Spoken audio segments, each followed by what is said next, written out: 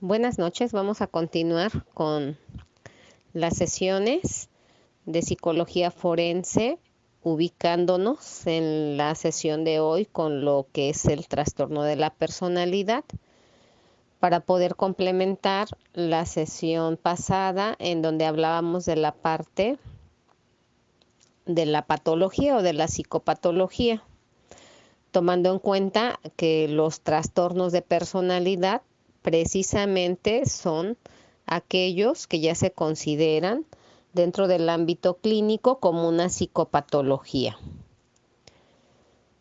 Si nosotros nos detenemos a pensar por un momento en el comportamiento que podremos tener,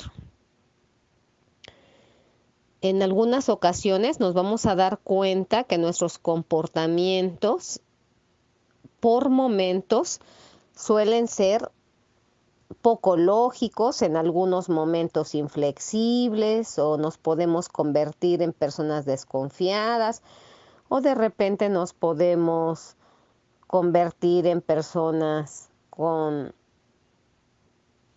dificultad en la parte de la tolerancia, es decir, intolerantes, podemos ser en un momento determinado agresivos, podemos ser altivos, podemos mostrarnos sumisos, falsos, incompetentes, mostrarnos y sentirnos de esa manera.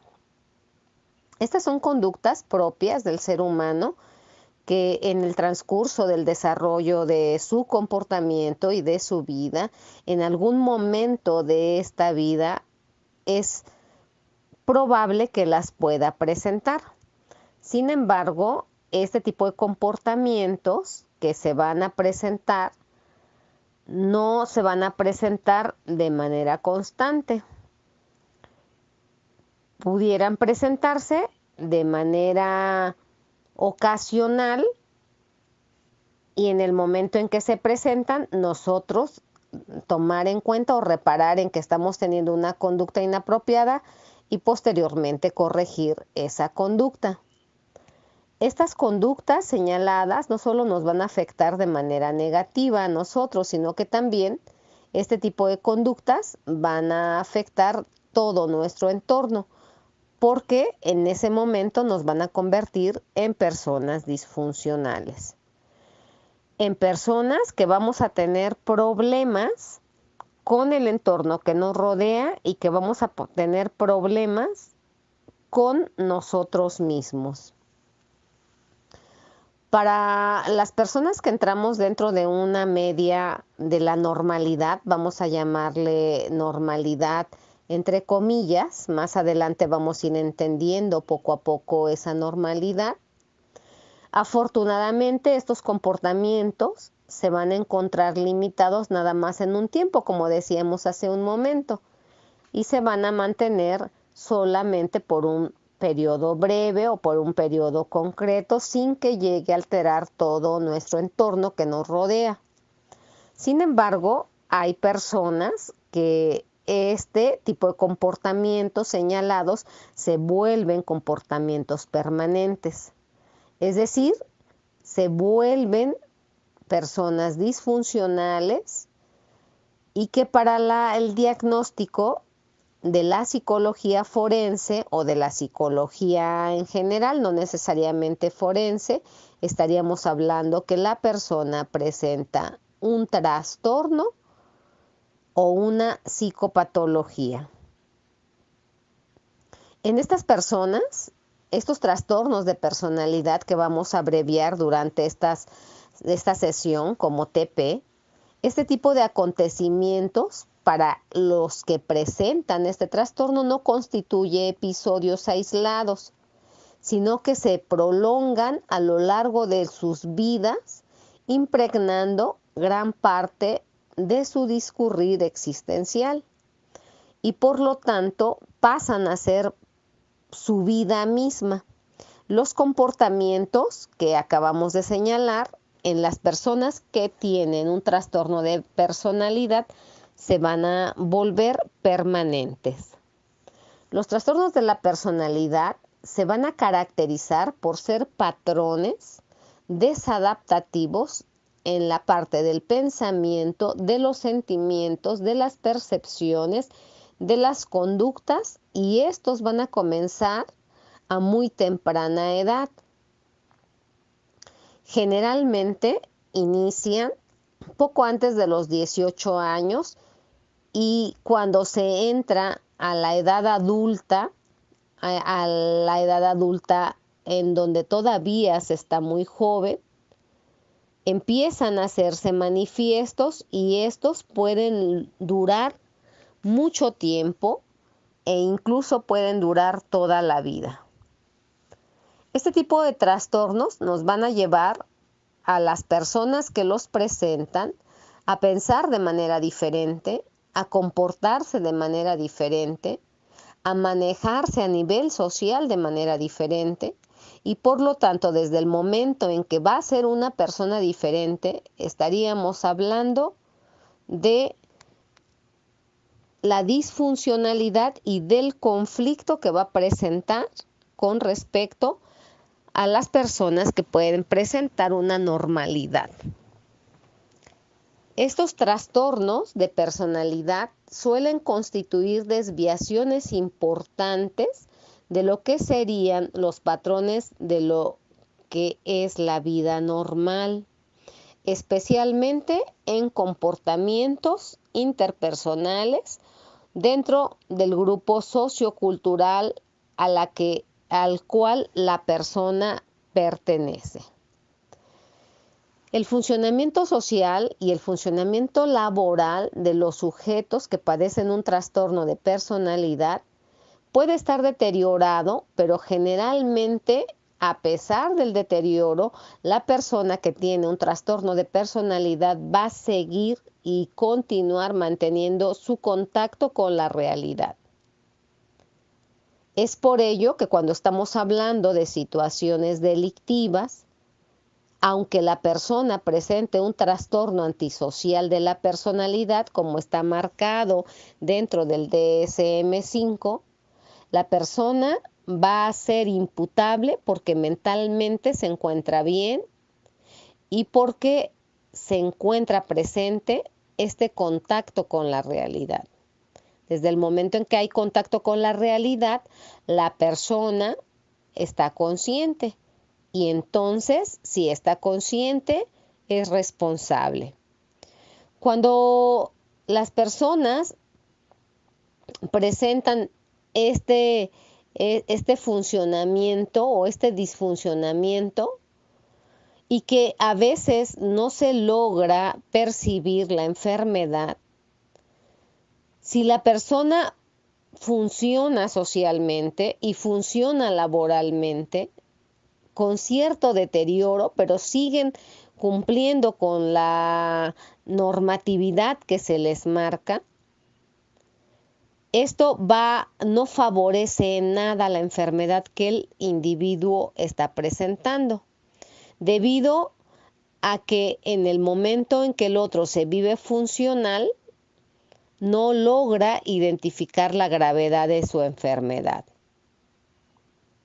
Los individuos con este tipo de problemas muchas veces se sienten cómodos con los síntomas característicos de dicho problema, debido quizá a que los conceptos sobre sí mismos que poseen y los patrones de comportamiento que manifiestan son lo único que conocen y lo único que recuerdan. Luego entonces difícilmente va a poder mantener otro tipo de conducta porque no lo tiene integrado, porque no lo conoce, y también va a ser imposible porque esta otra conducta que pudo haber aprendido en el transcurso de su vida no tuvo la oportunidad que fuera de esa manera. Por lo tanto, al conocer únicamente ese tipo de conductas, van a ser las conductas propias que ellos presenten y que aparte consideren como normales. Connor y Dace señalan que los sujetos con un trastorno de personalidad a menudo valoran positivamente estas características.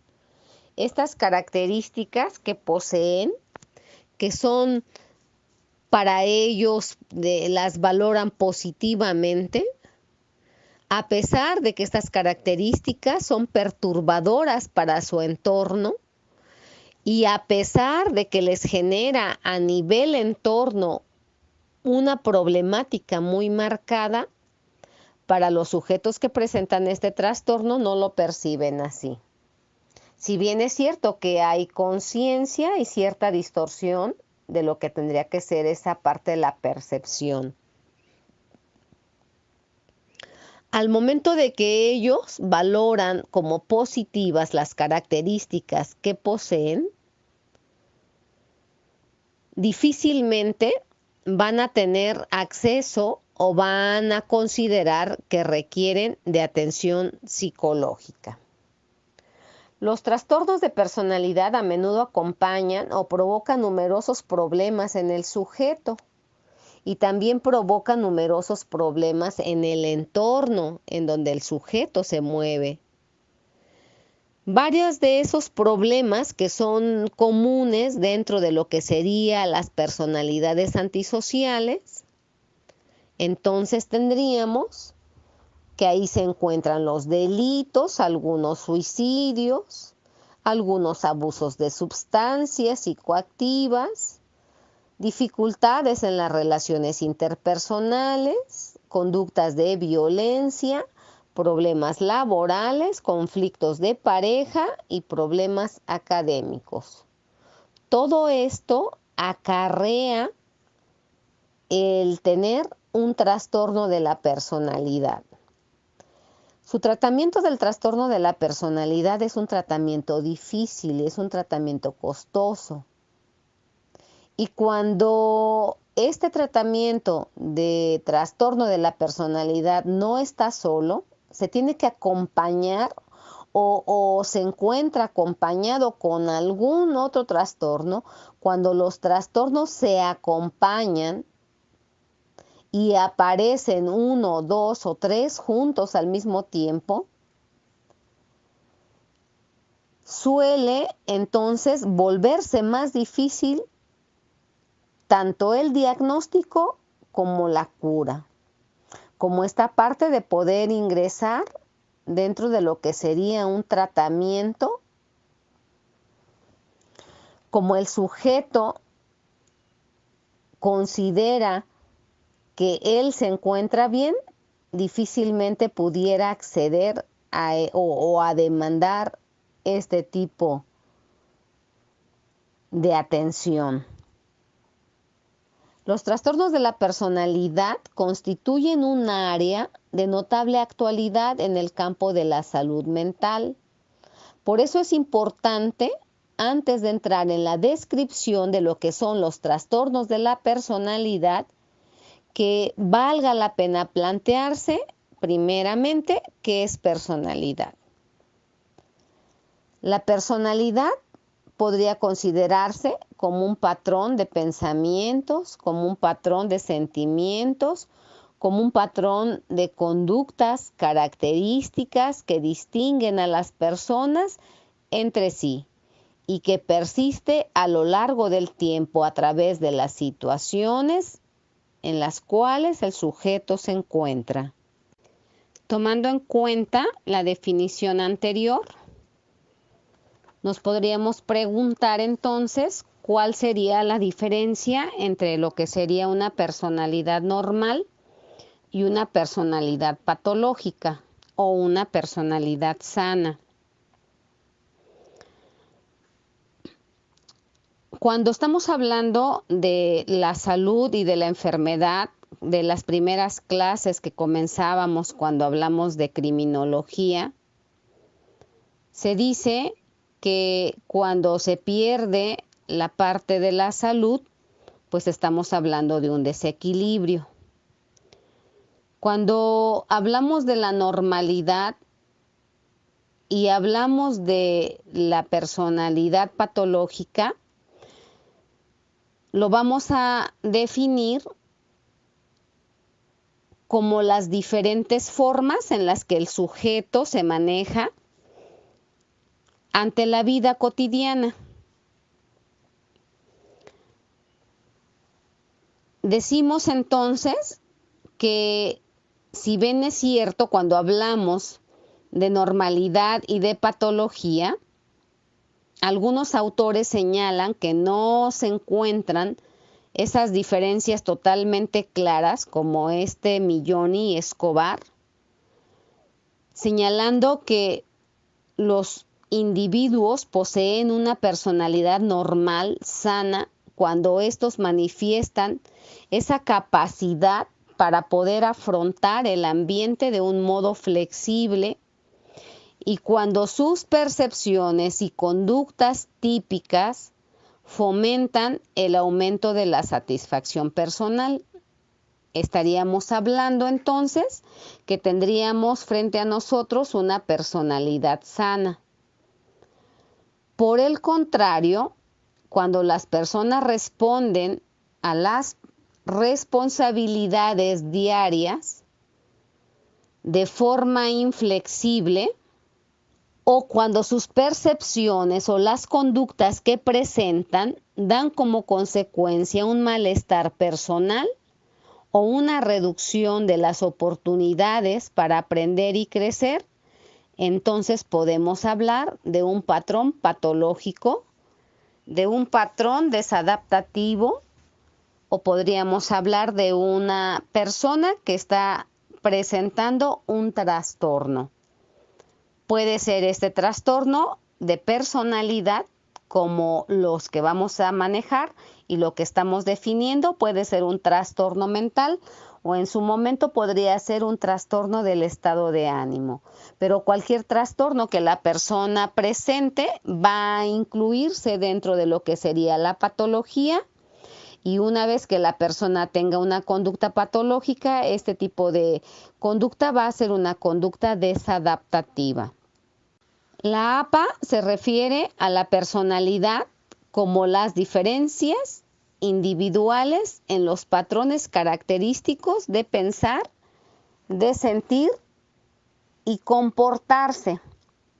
De esta manera, señala que la personalidad está conformada por una serie de características que utilizamos para describirnos y que se encuentran integradas mediante lo que nosotros llamamos el yo, o también podremos llamar como sí mismo, en la medida en que ese yo o ese sí mismo forma una unidad coherente, lógica, una unidad en donde el sujeto se conforma en un todo.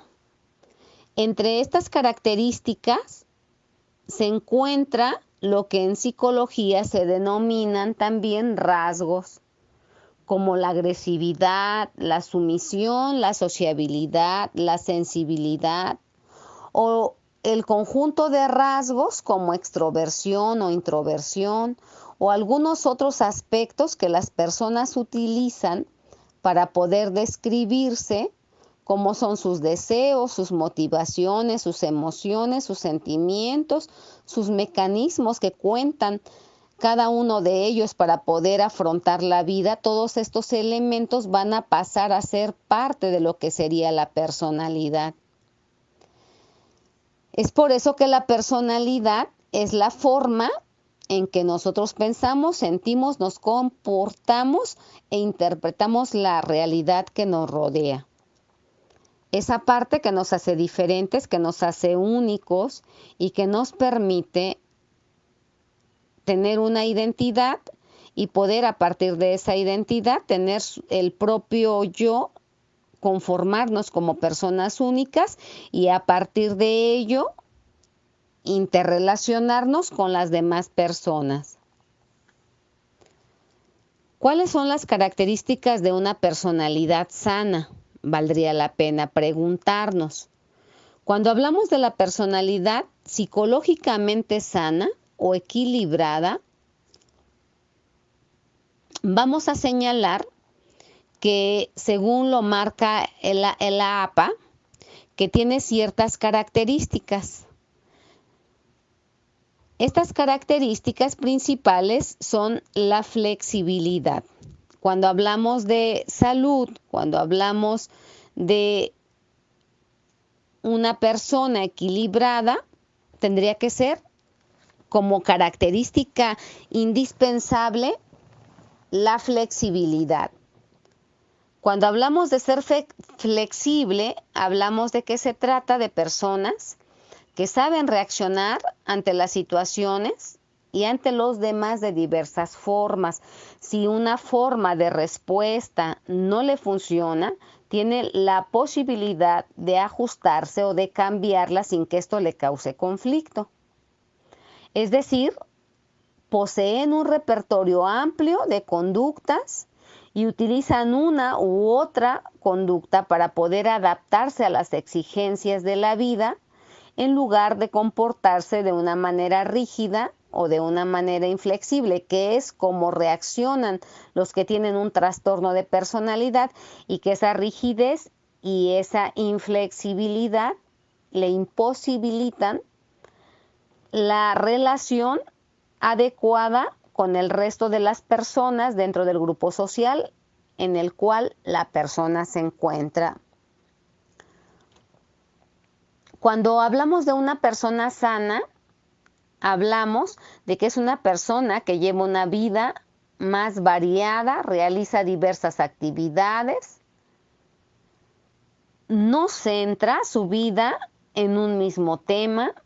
Esta forma de llevar la vida en diferentes actividades, una vida con mayor amplitud de disfrute de actividades y de situaciones que le rodean, le va a permitir también poder alcanzar parte de la propia sanidad. Una persona sana es capaz de tolerar todas las situaciones que se le presenten, situaciones de presión, puede enfrentarse a ellas, puede encontrar las formas más asertivas para poder resolver todas las problemáticas que se le presenten. Y a pesar de que pueda enfrentar ciertas dificultades y algunos contratiempos, sale avante sin tanta queja y sin conflicto con todo lo que le pueda estar rodeando o que pueda él estar considerando en ese momento, que está entorpeciendo todo lo que cerca de él está. Una persona sana, su forma de verse a sí misma y su forma de ver al mundo y su forma de ver a los demás se ajusta bastante cercano a la realidad. Es decir, su principio de realidad se encuentra muy claro. Cuando hablamos de una persona sana, evidentemente estamos hablando de una persona equilibrada, libre de cualquier tipo de trastorno y libre de cualquier situación de patología. El DSM-5 señala que un trastorno mental es un síndrome que se caracteriza por una alteración clínica significativa del estado cognitivo, emocional y o comportamental de la persona, que se refleja en la disfunción de los procesos. A diferencia de la persona sana, la persona con un trastorno va a tener disfunción en la parte psicológica, en la parte biológica y en el proceso de su desarrollo. Normalmente se encuentra relacionado el trastorno mental con el estrés, con una discapacidad social, con una discapacidad laboral. Se señala que es importante que se tenga que recalcar que un trastorno no será considerado como tal a menos que la anomalía presente en la persona sea resultado de una disfunción de la misma persona. El DSM-5 señala que los trastornos de personalidad son cúmulos de rasgos que se han vuelto rígidos y actúan para generar una desventaja en el individuo hasta el punto de que compromete su desempeño o le genera tensión. Estos patrones de comportamiento y pensamiento han existido desde una fase temprana de la edad del sujeto ahora adulto que ya presenta un trastorno y se han podido reconocer en el individuo durante un periodo prolongado. Los trastornos no surgen de la noche a la mañana. Los trastornos se van conformando en el desarrollo de la vida. Cuando la persona presenta un trastorno de personalidad, no es capaz de adaptarse al medio al cual pertenece. Le cuesta trabajo esa adaptación al medio en el cual él se encuentra integrado, porque nunca ha sabido cómo integrarse, porque nunca ha sabido cómo hacer frente a estar dentro de un grupo social que le causa conflicto, que le exige, que le contradice. Por lo tanto, esa posibilidad de poder adaptarse cuando se siente siempre atacado por su forma distorsionada de ver la vida, no va a lograr tan fácilmente alcanzar la parte de la salud psicológica. El diagnóstico de los trastornos de personalidad implica distintos problemas. Por un lado, con frecuencia se pasan por alto y entonces no se les da importancia, y al no dárseles importancia no se les da tratamiento. Sin embargo, por otro lado, en ocasiones se sobrediagnostican y entonces a todo mundo queremos ver trastornados y a todo mundo queremos medicar y a todo mundo queremos relacionarlo en este ámbito de la psicopatología. Por eso es importante que los que nos dedicamos a esta parte de la salud, como somos nosotros los médicos y los psicólogos, tenemos que manejar la mayor objetividad en la que se pueda. En los trastornos de personalidad existe un patrón de comportamiento y experimentación interna, como son los pensamientos, los sentimientos y las sensaciones, duradero, que difiere con claridad del propio de la cultura del paciente.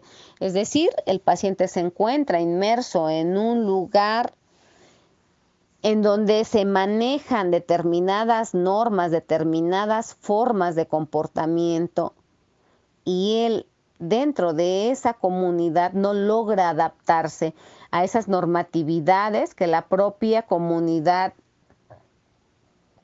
maneja, y entonces estaríamos hablando que su comportamiento va a ser un comportamiento totalmente aislado a lo que se espera sea de acuerdo a la propia cultura del sujeto. Cuando hablamos de trastornos de la personalidad, decimos que son 4 áreas principales que se van a alterar cuando la persona presenta este trastorno. La primera de las áreas que se va a alterar es el área afectiva. La persona, decíamos hace un momento, se maneja afectivamente de manera diferente, quiere de manera diferente, su estado de ánimo se modifica, puede pasar del enojo a la risa, de la risa al reclamo, del reclamo al llanto, del llanto al dolor, sin que haya un motivo o un estímulo que esté logrando o que esté provocando que esta área de los estados emocionales o los estados de ánimo se modifiquen, la persona sin ese estímulo lo va a hacer. Esta parte afectiva es una de las 4 áreas que se van a alterar en el sujeto patológico. La persona aprende a querer de manera desbordada o la persona aprende a querer de manera restringida. Cuando hablamos de esta parte afectiva, tenemos el trastorno límite de la personalidad, en donde la persona que tiene este trastorno en la parte afectiva pudiera tener un momento de mucho amor, en donde es capaz de hacer todo por amor, y de repente se va al otro extremo, en donde es capaz también de hacer todo por enojo en contra de la persona que cree no lo está amando lo suficiente como él considera que se tiene que amar. Estos estados de ánimo, nosotros, de manera coloquial, los llegamos a llamar bipolaridad. Y entonces le decimos al compañero, tú estás bien bipolar, refiriéndonos a estos cambios de humor y estos cambios de conducta abruptos sin que haya una justificante que nos haga ver el porqué de estos cambios. Esto que coloquialmente llamamos bipolaridad no se llama bipolaridad. La bipolaridad es un trastorno que algunos autores lo manejan dentro de los trastornos del estado de ánimo y algunos otros autores lo manejan dentro de lo que sería el área mental, de las enfermedades mentales. Otra de las áreas que se altera en los trastornos de personalidad es el área de la cognición. Cuando hablamos de la cognición, hablamos de la parte mental, hablamos de las percepciones, hablamos de lo que el sujeto interpreta, hablamos de cómo el sujeto visualiza a su persona, cómo el sujeto interpreta el medio ambiente que lo rodea. Cuando hablamos de la cognición, hablamos de esa capacidad que debe de tener el sujeto con respecto al pensamiento, con respecto a la conciencia, con respecto a la memoria, con respecto a todas estas funciones psicológicas superiores que nos van a llevar a decirnos cómo se encuentra el sujeto en ese momento. Y evidentemente, cuando hablamos de trastornos, estamos hablando de alteraciones. Otra área que se va a alterar dentro de las personas que padecen trastornos de personalidad es el área del control de los impulsos. La persona no es capaz de esperar. La persona no controla sus impulsos agresivos. La persona va a reaccionar de manera impulsiva, de manera violenta, de manera provocadora con el que cree que la está agrediendo. La persona se le puede ir a golpes a la persona que considera la está agrediendo. En esta parte del control de los impulsos, hablamos de los impulsos verbales. Y entonces, ante la menor provocación, respondemos con enojo, con groserías, con insultos, con confrontaciones, con provocaciones. Eso es perder o no tener el control adecuado de los impulsos verbales. Ante el menor problema reaccionamos a golpes, a disparos. Y entonces estaríamos hablando de esta parte de no controlar los impulsos agresivos. Pero hay otro tipo de impulsos que también no se controlan en el sujeto que tiene una patología, y es el impulso a las compras. Y entonces tenemos gente que compra y compra de manera compulsiva, a tal grado en donde tiene que deshacerse de algún bien, como lo es su casa o su departamento, para poder pagar los 250,000 pesos que se deben de tarjeta de crédito. Y uno pudiera pensar que si en un primer momento la tarjeta de crédito llegó hasta esos niveles de dinero, que la gente pudiera entender que no va a volver a suceder una situación así, y la realidad es que no es así. Las personas que se involucran en situaciones como esta, una vez que ya vea resuelta su problemática, nuevamente va a volver a relacionarse de la misma forma compulsiva.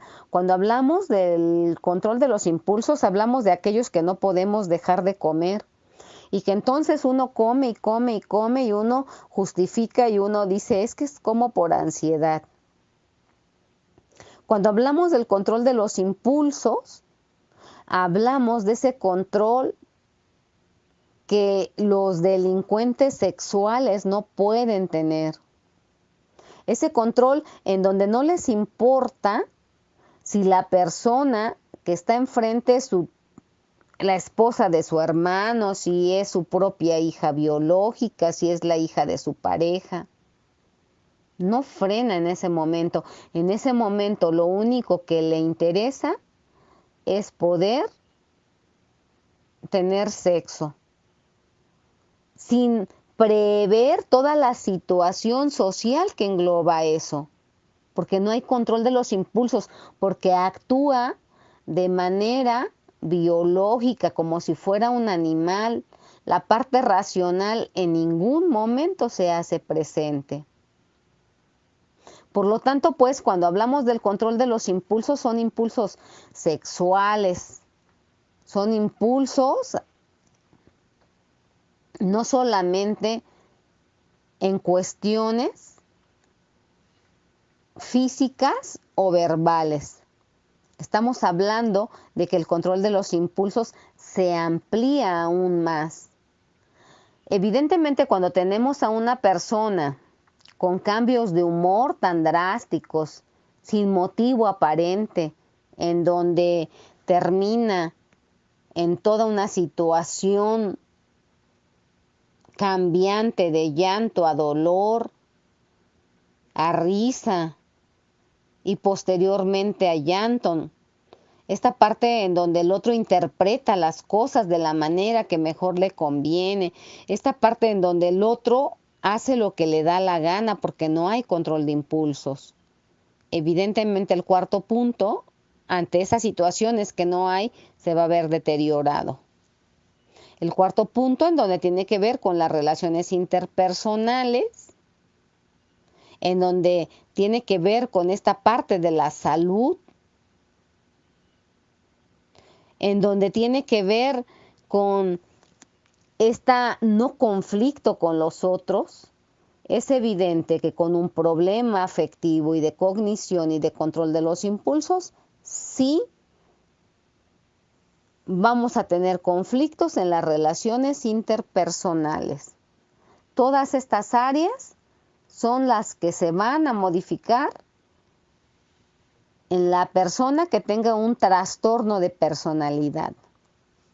Para que nosotros podamos hacer de manera tangible y de manera acertada en lo que es un trastorno de personalidad, primeramente tenemos que verificar que los síntomas afectan varias áreas de la vida del paciente. Si el paciente ya tiene muchas áreas alteradas, entonces estaríamos hablando de un trastorno mental. Entonces estaríamos hablando que en el momento en que nosotros podamos hacer el diagnóstico de los demás, debemos de ser completamente prudentes para poder hacerlo. Cuando hablamos de un diagnóstico, no solamente es el diagnóstico. Cuando hablamos de llevar a cabo esta evaluación, necesitamos ver que cumpla con todos los puntos que se señalan en los libros de diagnóstico para que nosotros podamos decir que la persona presenta tal patología. Debemos de verificar que el paciente tiene todos los elementos del diagnóstico específico en cuestión. Si algún elemento le falta, entonces no estaríamos hablando de que presenta el trastorno como tal. Pudiéramos hablar de rasgos, pudiéramos hablar de conductas, pero si no tiene todos los elementos que conforman el trastorno, no le podemos llamar trastorno. Si el paciente tiene menos de 18 años, hay que asegurarse que los síntomas han estado presentes durante lo menos los últimos 12 meses. Si nosotros complementamos de esta forma el cómo podemos determinar si el otro tiene algún trastorno o no, tiene que cumplir con estos requisitos. Y evidentemente, como lo dice la diapositiva, debemos de tener absoluta seguridad que lo que estamos diagnosticando es real y que no el problema que tiene la persona se debe a algún trastorno mental o físico. Esta parte se vuelve muy importante cuando estamos haciendo las evaluaciones psicológicas forenses de todas las personalidades que llegan a las procuradurías. De repente la señora trae toda una situación de ansiedad o una situación de depresión o toda una situación de invalidez psicológica, es decir, con mucha falta de confianza en sí mismo.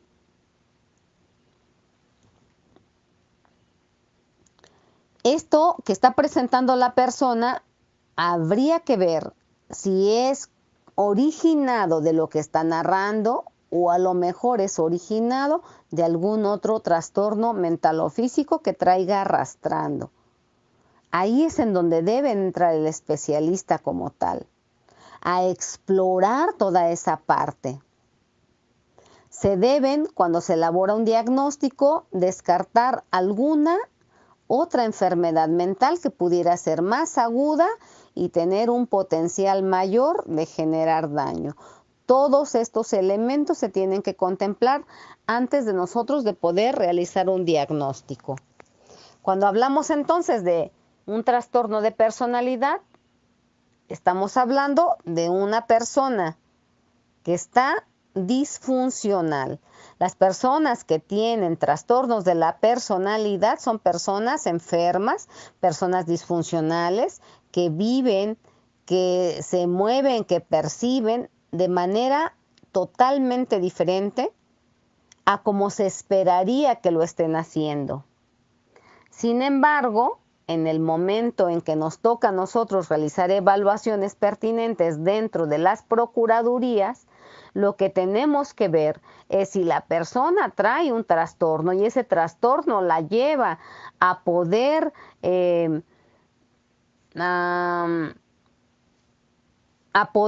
si ese trastorno le lleva a poder ser disfuncional, si ese trastorno que tiene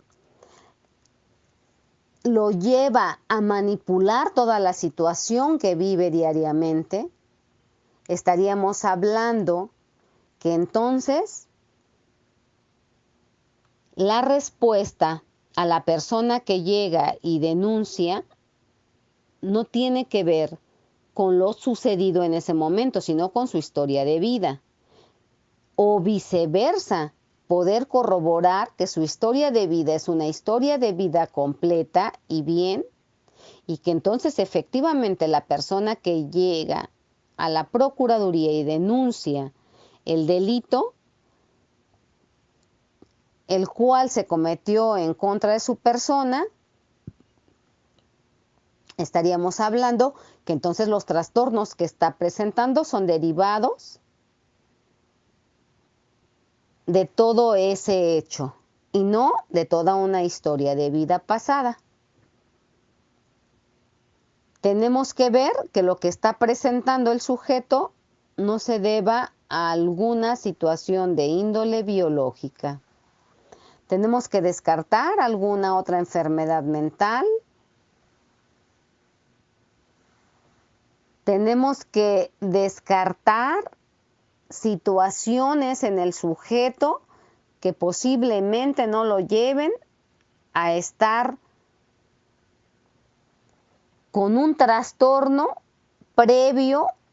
Antes de la evaluación se tiene que realizar, por ello, una evaluación integral de toda la vida del sujeto para poder nosotros tener certeza y poder ofrecer un dictamen con certeza, un dictamen con objetividad en donde lo que estamos nosotros marcando dentro de las conclusiones de nuestros dictámenes son